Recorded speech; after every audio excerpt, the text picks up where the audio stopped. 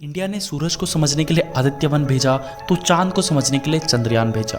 अब इंडिया तैयार है एक नए मिशन समुद्रयान के साथ। समुद्रयान बनाया गया है समुद्र में खोज करने के लिए। आज इंसान काफ़ी तरक्की कर चुका है, दूसरे प्लेनेटों पर बड़े ही आसानी से आ जा पा रहा है और चंद्रयान, अपोलो जैसे बड़े बड़े मिशन को बड़ी आसानी से कर पा रहा है। लेकिन इंसान पृथ्वी में ही मौजूद समुद्र को अभी तक समझ नहीं पाया है।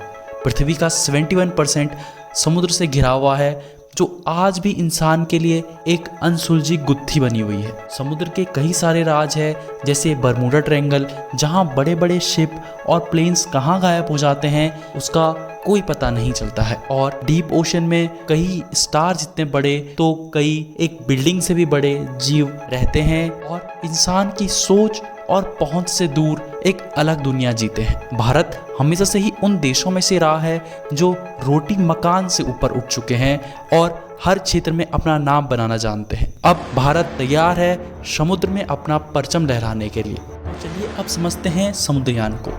समुद्रयान 6000 करोड़ का प्रोजेक्ट है, जिस पर इसरो के साइंटिस्ट और 20 अलग अलग विभाग के साइंटिस्ट मिलकर लगे हुए हैं। यह मिशन 5 साल में पूरा होगा, जिसे 2 चरणों में करा जाएगा, जिसका फर्स्ट फेज 2021 से 2024 तक चलेगा और सेकंड फेज 2024 से 2026 तक चलेगा। अब थोड़ा ये जान लेते हैं कि सरकार ये बाकी देशों की देखा देखी में कर रही है या फिर सच में इतने पैसे लगाने से कुछ फ़ायदा होगा देश की इकोनॉमी को। तो पहले ये जान लेते हैं कि समुद्र हमारे लिए इतना इम्पोर्टेंट क्यों है। भारत एक ऐसा भूखंड है जिसको 3 ओर से समुद्र ने घेरा हुआ है और इंडिया के पास 3rd सबसे लार्जेस्ट ओशन है, जिसे भारत केवल शिपिंग या छोटे मोटे बिजनेस में ही इस्तेमाल कर पाता है। और वहीं बाकी देशों को देखें तो वो सी से ऑयल निकालने में भारत से ज़्यादा सक्षम और समृद्ध हैं और उनकी इकोनॉमी सी पर डिपेंड करती है, जबकि भारत 3 ओर से समुद्र से घिरा होने के बावजूद भी उतना समुद्र से फायदा नहीं उठा पाता है। अब कुछ लोग बोलेंगे कि भारत सारे ट्रेड्स इंडियन ओशन से करता है और 70 to 80% क्रूड ऑयल भारत का समुद्र से ही निकलता है। लेकिन यह भी जान ले कि भारत के पास 3rd सबसे लार्जेस्ट ओशन है।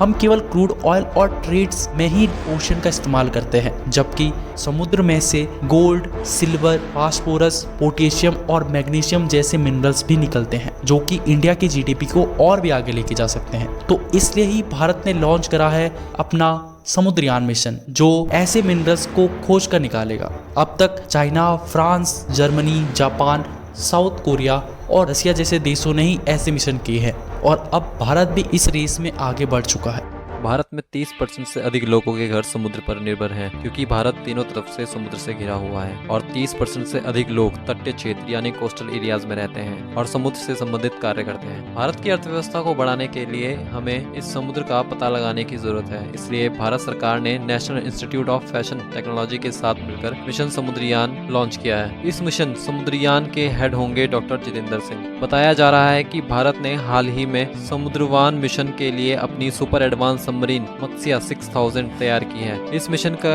मुख्य उद्देश्य अनएक्सप्लोर्ड सी का पता लगाना है, जिसके लिए साइंटिस्ट समुद्र के 6 किलोमीटर नीचे तक जाने वाले हैं। साइंटिस्ट वहां मौजूद सभी संसाधनों का पता लगाएंगे और टेक्नोलॉजी की मदद से एडवांस मैपिंग भी करेंगे। समुद्रयान मिशन को लॉन्च 29 अक्टूबर 2023 को बंगाल की खाड़ी में किया जाएगा। मिशन की टेस्टिंग बंगाल की खाड़ी और चेन्नई में की गई, जो कि एक सफल संदेश था। आइए थोड़ा समय में पीछे जाकर देखते हैं, समझते हैं कैसे इंसान को समुद्र ने अपनी ओर आकर्षित किया और कैसे इंसान ने समुद्र से अपनी ज़रूरत पूरी करना सीखा। 5000 बीसी में समुद्र तट में स्थित सभ्यता जैसे ग्रीक और चाइना ने खाने की खोज के लिए महासागरों में गोता लगाना शुरू कर दिया था। 4000 बीसी यानी आज से लगभग 6000 साल पहले प्राचीन इजिप्शियन ने पहली पानी में तैरने वाली नाव बनाई। इन नाव का उपयोग केवल पूर्वी भूमध्य सागर और नील नदी के आसपास के क्षेत्र में किया जाता था। अब इंसान मछली पकड़ने के लिए घर से दूर समुद्र के बीच जा सकता था, लेकिन इंसान इतनी आसानी से किसी चीज से संतुष्ट नहीं होता है। तो 1000 बीसी यानी अब से 4000 साल पहले इंसानों ने पानी की गहराई में जाना शुरू कर दिया था। ग्रीक पोएट ह्यूमर अपनी किताब में कुछ मछुआरों का उल्लेख करते हैं, जिन्हें स्पुंज कहा जाता था। ये 100 फीट गहराई में गोता लगा सकते थे।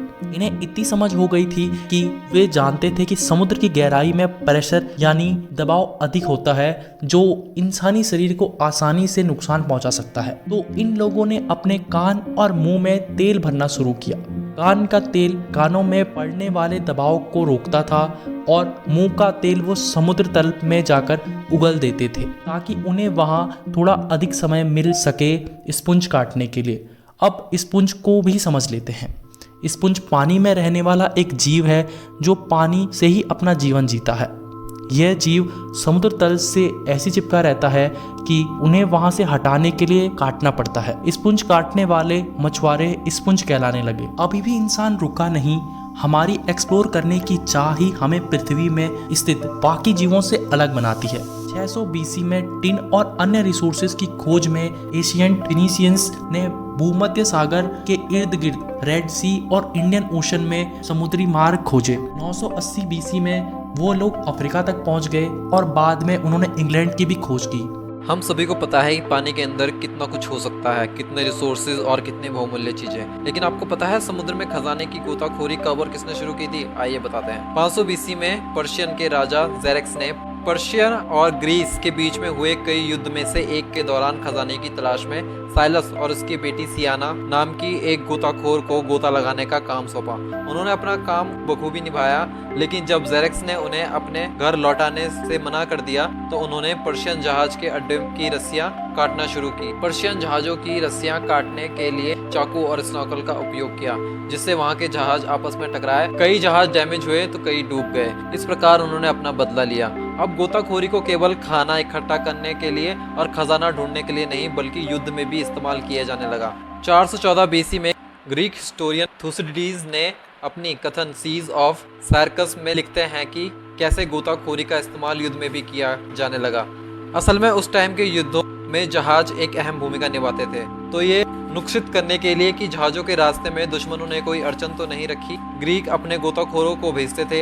अगर कुछ होता था तो उसे हटवा देते थे। ऐसे जहाजों का नुकसान होने से बच जाता था। 600 बीसी में पहला क्रू डाइविंग बेल डिजाइन किया गया था। ग्रीक फिलोसोफर एरिस्टो ने अपनी किताब में बताया है कि इसे इस्तेमाल कैसे करते हैं। एरिस्टो ने लिखा है कि कांच से बना टैंक पानी में उतरे गोताखोर को सांस लेने में मदद करता है। कंटेनर हवा से भरा हुआ होता है जो लगातार डूबते हुए व्यक्ति को सहारा देता है। क्या आपको पता है अर्थ का सबसे डीपेस्ट पॉइंट कहाँ है?